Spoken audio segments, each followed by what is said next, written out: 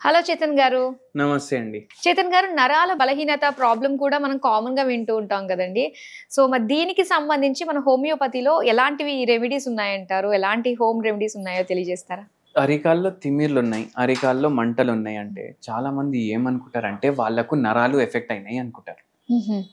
అరే నరాలు ఎఫెక్ట్ అయినాయి, నరాలు దెబ్బ పడ్డాయి, చలో డాక్టర్ దగ్గర పోయి చూపించుకుందాం అంటారు. అప్పుడు వీళ్ళకి ఏం తెలుస్తుంది అంటే వీళ్ళకు షుగర్ వ్యాధి కూడా ఉంది అనేసి తెలుస్తుంది. ఎందుకంటే డాక్టర్ దగ్గర పోతే టెస్ట్ చేపిస్తాం కదా, అప్పుడు చాలా మందికి షుగర్ వ్యాధి బయట పడుతుంది. మీకు ఇంకోటి చెప్పాలంటే ఏ స్టేజ్లో బయట పడుతుంది అంటే వాళ్ళ HbA1cలు 10, 12, 11, 13 ఉంటాయి. అంటే ముద్రపోయేంత వరకు బయటపడదు అన్నమాట. బయట పడదు.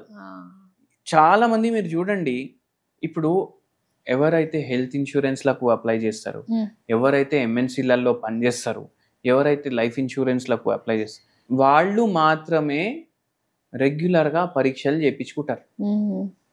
ఎవరైతే పిల్లలు బయట అమెరికాలో ఉంటారు కదా, ఇప్పుడు అమ్మ నాన్న వస్తున్నారంటే అరే డాడీ మొత్తం టెస్టులు చేయించుకొని రండి బాయ్, ఇక్కడ వచ్చి మళ్ళీ పరేషాని వద్దు మనకు అనేసి వాళ్ళు కూడా చేపిస్తారు. కానీ మ్యాక్సిమం ఇండియా పాపులేషన్ ఇయర్లీ ఒకసారి వాళ్ళది చెకప్ చేయించుకోరు. ఏమైనా అయితే బై మిస్టేక్ హాస్పిటల్కి పోతే తెలుస్తుంది. అవునవును, నేను కూడా అంతే. ఏదైనా అయితేనే కానీ దాని జోలికి వెళ్ళం ఇంకా. ఎందుకంటే నాకు ఒక పేషెంటే చెప్పారు, నేను చెప్పిన 42 ఏజ్ మన దగ్గర వచ్చిండు, షుగర్ వ్యాధి రిపోర్ట్ తీసుకొని వచ్చిండు, 11 ఉంది HbA1c, ఫాస్టింగ్ పోస్ట్లన్స్ కూడా ఎక్కువ ఉన్నాయి.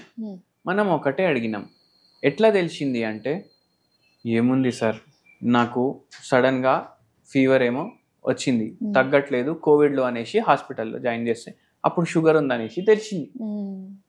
అంటే ఏంది, ఇట్లా ఏమైనా కండిషన్ వస్తేనే మనకు తెలుస్తుంది. ఎందుకు చేపియలేదు మీరు? అంతకుముందు 42 కదా మీ ఏజ్, 2 పిల్లలు ఉన్నారు, అన్ని ఉన్నారు, ఎందుకు చెప్పా? ఎప్పుడు అవసరమే పడలేదు అంటున్నాను. అరే అందరు మీతో పని చేసేటోళ్ళు కానీ ఎవరో చేపించుకుంటారు కదా, షుగర్ వచ్చిందని ఎవరో అంటారు. సార్ నేను ఏమనుకుంటా అంటే, నేను పోయి పరీక్షలు చేయించినా అనుకోండి, లేనివి అంటే ఏది తెలియదు అవి ఇంకా 10 బయట పడతాయి, ఇంకా టెన్షన్ అనేసి అంటారు. అయితే ఇది చాలా పెద్ద మిత్. మీరు చేయించుకోవాలి టెస్ట్. ఎందుకంటే రోగం ఒకవేళ రాలేదనుకోండి, ఇప్పుడు మీరు ఒక 10,000 పెట్టి ఏమేమో టెస్టులు చేయించారు, ఏం రోగం రాలేదనుకోండి, అరే ఏం రాలేదు 10,000 వేస్ట్ అయ్యానని అనుకోవద్దు. అరే 10,000 పెట్టినా నాకు ఏం రోగం లేదు అని సంతోషపడాలి. అవునా కాదా? అలాంటి పరిస్థితే. కానీ 10,000 పెట్టి రోగాలు వచ్చినాయి, అరే 10,000 కూడా పోయినాయి, రోగాలు కూడా వచ్చినాయి, మళ్ళీ ఇప్పుడు దానికి ట్రీట్మెంట్ కి మళ్ళా పైసలు అని అనుకోవద్దు. ఏమనుకోవాలి, అరే మనకి ఇవి రోగాలు ఉన్నాయి అని తెలిసింది, ఇప్పుడు దీన్ని ట్రీట్మెంట్ చేస్తే ఒక 500, 1000, 5,000 అయిపోతుంది, లేకపోతే 5 లక్షలు అవసరం పడుతుండే, 10 లక్షలు అవసరం పడుతుండే. అవునా కాదా? అయితే ఇట్లా ఆలోచించాలి, పాజిటివ్ గా ఆలోచించాలి. అది మనం చేయం. అందుకే రెగ్యులర్లీ మీరు టెస్టులు చేసుకుంటే మీకు తెలుస్తుంది. ఇప్పుడు ఈ పేషెంట్ 42 years ఉండే, ఈయనకు అరికాల్లో తిమ్మిర్లు ఉన్నాయి, అరికాల్లో మంటలు ఉన్నాయి, తొడ భాగంలో నొప్పులు ఉన్నాయి, చక్కెర వస్తుంది, మళ్ళా స్టెప్స్ ఎక్కేటప్పుడు జల్లు జల్లు అంటున్నాయి అంట కాళ్ళు, ఎక్కడ పడిపోతా అనేసి భయం అవుతుందంట. ఏంది ఇప్పుడు సార్, నాకు ఇప్పుడు షుగర్ తగ్గాలి, ఎన్ని గంటలు పడుకుంటారు మీరు? 6 గంటలు పడుకుంటా. మళ్ళీ ఈ నరాల ప్రాబ్లం కూడా తగ్గాలి కదా, ఫస్ట్ నరాల ప్రాబ్లం తగ్గాలి, దాని తర్వాత షుగర్ తగ్గాలి అన్నారు. మనం అన్నాం రెండిటికి ఇస్తాం మేము మందు, మీకు ఉన్న ప్రాబ్లంలు అన్నిటికీ ఇస్తాం, అన్నీ మెల్లిమెల్లిగా తగ్గుతాయి, చెప్పేటట్టు వినాలి.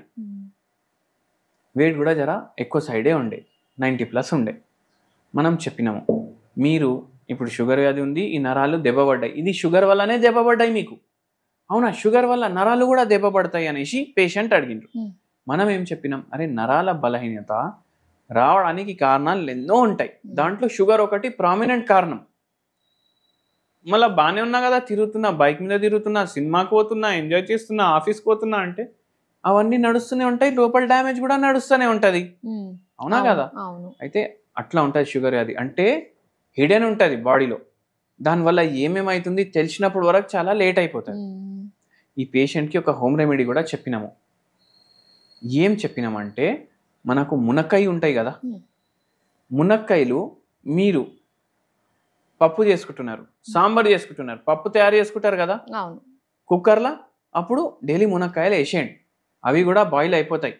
దాన్ని మొత్తం పీల్ ఆఫ్ చేసి ఒక 5-6 పీసులు మినిమం 10 to 15 మాక్సిమం, మీకు ఇంకా ఇష్టం ఉంటే ఇంకా కూడా, అది డైలీ జెల్లీ వస్తుంది దాని బయటికి మొత్తం, అది డైలీ తినండి. ఇప్పుడు సీజన్ కూడా నడుస్తుంది, మస్తు దొరుకుతాయి. ఇది మనకు నరాల బలహీనతకి చాలా మంచి హోమ్ రెమెడీ. ఓహో, ఓకే. మళ్ళీ ఇంకోటి ఏం చేయొచ్చు అంటే, ఈ మునక్కాయలు బాయిల్ చేసుకోవాలి వాటర్లో.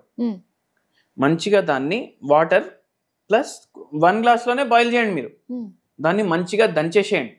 బాయిల్ చేసిన తర్వాత దానికి మొత్తం అది పైన హార్డ్ ఉంటుంది, లోపల సాఫ్ట్ ఉంటుంది కదా, దంచితే మొత్తం అది వచ్చేస్తుంది వాటర్లో. అది ఫిల్టర్ చేసుకోండి. ఫిల్టర్ చేసుకుంటే ఏమవుతుంది, మొత్తం వచ్చేస్తుంది మనకు కిందికి. ఇది మొరింగా సూప్ అనేసి తాగుతారు చాలా మంది. బర్మా అనేసి ఒక కంట్రీ ఉంది. బర్మా అంటే పాత పేరు, మయన్మార్ ఇప్పుడు కొత్త పేరు. అక్కడ మొరింగా సూప్ అంటే చాలా ఫేమస్. మీరు కూడా తాగండి మొరింగా సూప్ డైలీ ఒక పూట. నరాల బలహీనతలో కొంచెం మీకు డిఫరెన్స్ అనిపిస్తుంది. దాంతోపాటు ఈ పేషెంట్కి హోమియోపతి మందులు కూడా ఇచ్చినాం. అట్లా మంచిగా తగ్గిపోయింది పేషెంట్కి. షుగర్ వ్యాధి కూడా తగ్గింది, నరాల బలహీనత కూడా తగ్గింది. సో మనకు అన్ని అందుబాటులో ఉండేవే, కానీ మనం వాటిని నెగ్లెక్ట్ చేస్తూ ఉంటాం తీసుకోవడానికి. మునక్కాయ ఏమో ఎందుకు వాడతారు, అరే సాంబార్ లో మంచి టేస్ట్ వస్తుంది అనేసి వాడతారు, కానీ దాంట్లో ఉన్న గుణాలు మనకు తెలియదు. సో డైలీ తీసుకున్నా కూడా ఇది మనకి మంచిగా చేస్తుంది. మంచిగా చేస్తుంది. Okay, thank you so much Chetan గారు. ఓకే అండి.